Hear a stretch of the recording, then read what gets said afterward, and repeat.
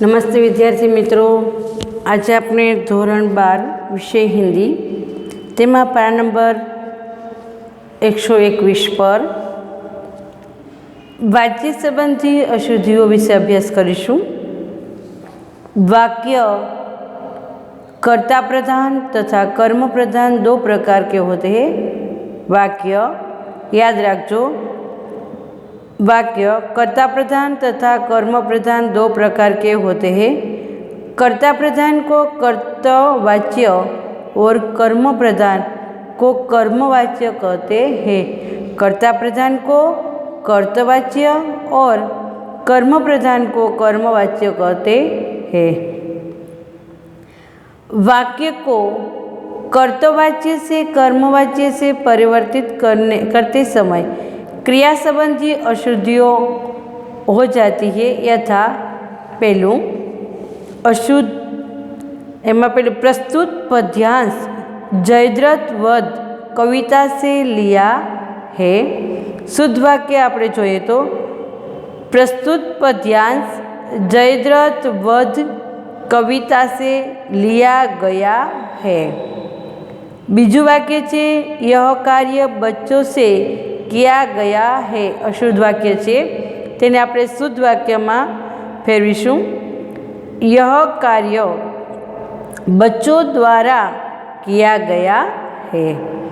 शब्द रचना से संबंधित अशुद्धियाँ एमां पहेलुं छे वर्तनी संबंधी अशुद्धियाँ।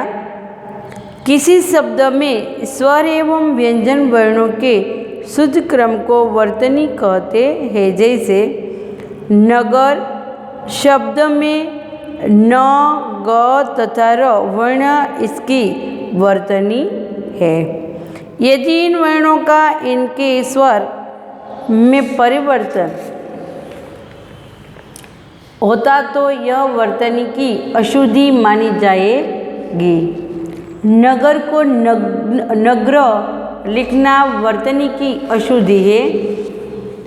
इसी प्रकार कारण को कारण, कारण को कारण, कविता को कविता आदि लिखना वर्तनी की अशुद्धि होती है। यह पूर्व में लिखा जा चुका है। वर्तनी संबंधी प्रमुख नियम निम्न प्रकार है। पहला है खड़ी पाई वाले व्यंजनों से संयुक्त अक्षर बनाते समय उनके पाई हटाकर संयुक्त रूप बनाना चाहिए, न कि हलंत का प्रयोग करके। जैसे विद्यार्थी मित्रों, तुम्हारा पेज नंबर 122 पर जो कच्चा शुद्ध वाक्य छे, જ્યારે અશુદ્ધ વાક્યમાં ક ચ ચા એટલે ચ છે એ આખો છે।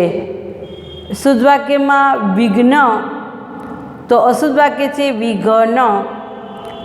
શુદ્ધ વાક્યમાં કુત્તા તો અશુદ્ધ વાક્ય છે તેમાં કુત્તા એટલે કુત્તા જ થાય પણ હલંત કરેલો છે એટલે કુત્તા। શૈયા શુદ્ધ વાક્ય, શૈયા अशुद्ध वाक्य है। बीजू है क तथा फ से बनने वाले संयुक्त वर्ण पक्का तथा रफ्तार की भांति बनाने चाहिए, न कि पक्का की तरह। तीजू ट, ड, द तथा ड आदि के संयुक्त वर्ण इन पर हलंत लगाकर बनाए जाएंगे। पट्टी, गट्टर, गट्टर, गड्ढा, गद्दा।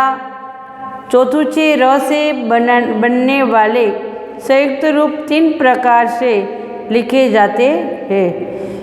प वत्ता र એટલે પ્રકાર, प प वत्ता र बराबर क्र और क वत्ता र बराबर क्र एटले क्रम, ट वत्ता र बराबर ट्र एटले राष्ट्र।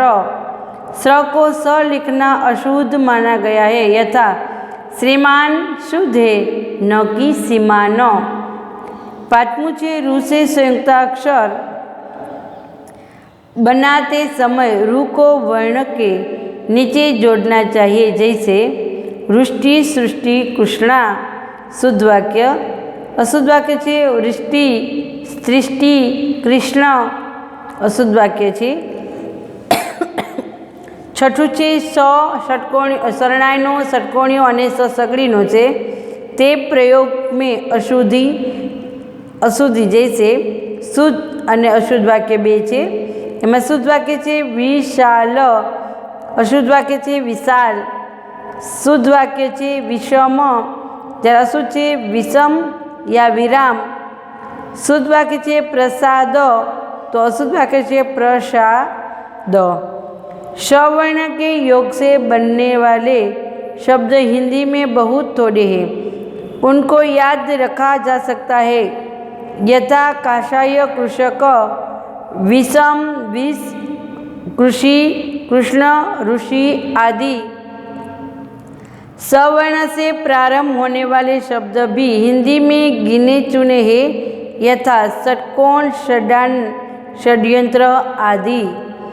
विद्यार्थी मित्रों, આપણે અહીં સુધી કરીશું। આવતા પીરિયડમાં તેના પછીનો આપણે અભ્યાસ કરીશું। આભાર।